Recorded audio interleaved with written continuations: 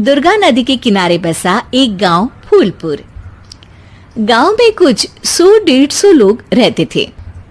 अंजलि, जो कि पास ही के जिले में रहती थी और 12वीं पास कर चुकी थी, उसके पिताजी ने बेटी को जल्दी विदा करने के लिए उसकी शादी फूलपुर गांव के मुकेश से करवा दी थी।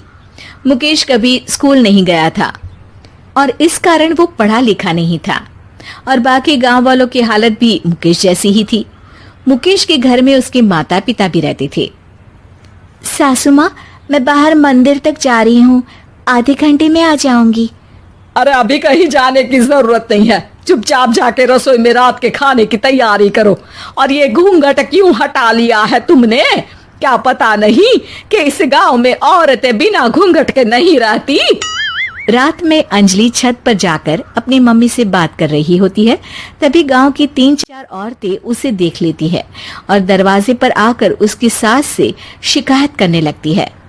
और क्या हुआ? अरे छत पे तो देखो, आपकी बहू मटक मटक के किसी से फोन पर बात कर रही है, दिन भर फोन पे लगी रहती है। अरे कल तो मंदिर के पास वो क्या कहते हैं, सेल्फी ले रही थी। शहर की बहू रखना अच्छा शान की बात है, पर देखना इसके लक्षण से ये तो तुम्हारे परिवार को बदनाम ना कर दे। ये पहली बार नहीं था जब सास से गांव के लोगों ने अंजलि की बुराई या शिकायत नहीं की हो। अब तो ये रोज की बात थी। अंजलि ये सब सुन लेती है। जब वो नीचे जाती है तो मुकेश भी वहां आ जाता है। सास कहती है, बेटा, लोग घर आकर शिकायत करने लगे हैं बहू के कामों की, देख लो। पति हो, संयम से रखो इसे। माँ जी, मैं तो अपनी माँ से बात कर रही थी, क्योंकि यहाँ कोई बात करने लायक ही नहीं है और अब मैं माँ के पास ही रहूंगी। वहाँ क्या रहना, वहाँ बाहर के लोग तो ठीक है, पर घर के लोग भी इज्जत ना दे सके। अरे नहीं नहीं अंजलि, ऐसा नहीं है, धीरे धीरे सब ठीक हो जाएगा, तुम फिक्र ना करो। अरे बस कुछ बोलना ही नहीं है, सर पे चढ़ा रखा है बहू को। सास मुकेश की नरम बात सुन के वहां से मुंह चढ़ाकर चली जाती है। मैं तो कहती हूँ हम दोनों शहर चले जाते हैं। मैं पढ़ी लिखी हूँ, मुझे वहाँ नौकरी भी मिल जाएगी और थोड़े दिनों में आप भी वहाँ कुछ काम ढूंढ लेना। अरे नहीं नहीं अंजलि, हम यहाँ ना गांव का खेत, माँ पिताजी को छोड़कर शहर नहीं जा सकते। माँ पिताजी को कैसा लगेगा और गांव वाले क्या सोचेंगे? ये कहकर मुकेश सोने चला जाता है और अंजलि की गांव वालों द्वारा बुराई का सिलसिला बहुत दिनों तक चलता ही रहता है। लेकिन अंजलि गुस्सा ना दिखाते हुए समझदारी से काम लेती है। बारिश का मौसम चालू हो जाता है। जोरदार बारिश से पूरे गांव में हाहाकार मच जाता है।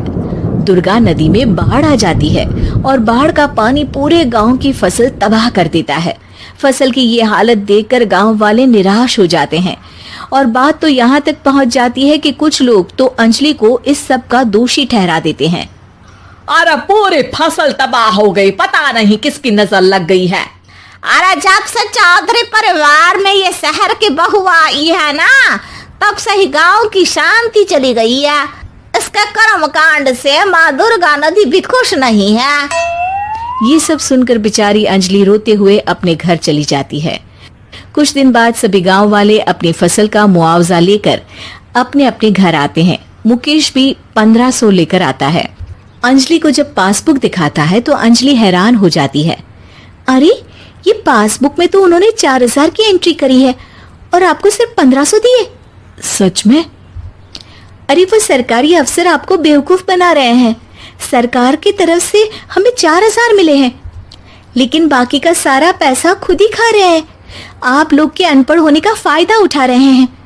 ये सब सुनकर मुकेश परेशान हो जाता है, लेकिन अंजलि उसे हिम्मत से काम लेने को कहती है और सुबह होते ही मुकेश को पंचायत कार्यालय ले जाती है और साथ में गांव के और लोगों को भी। आप सरकारी बाबू क्या गांव के लोगों को बेवकूफ समझते हैं? आपको क्या लगता है ये पढ़े लिखे नहीं है तो आप कुछ भी मनमानी करेंगे? ये बेचारे दिन रात इतनी मेहनत करते हैं, ये हमारे अन्नदाता हैं और आप इनके साथ ऐसा धोखा करते हैं। अरे क्या बके जा रही है ये लड़की, किस धोखे की बात कर रही है?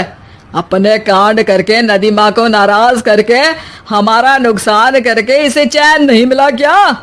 सरपंच जी, इन सरकारी बाबू ने मुझे बेवकूफ बनाया है और मेरे हिस्से के पैसे खुद चट कर गए। बस ये सुनते ही सरपंच वहां से दुम दबाकर भाग जाता है। पता चलता है कि जनपद अधिकारियों ने गांव के सरपंच के साथ मिलकर सबके साथ धोखा किया है। सब लोगों का विरोध शुरू हो जाता है और आखिर में अधिकारी सब गांव वालों के हिस्सों के बचे हुए पैसे उन्हें लौटा देते हैं और कई दिन तक सरपंच गांव में लौटता ही नहीं।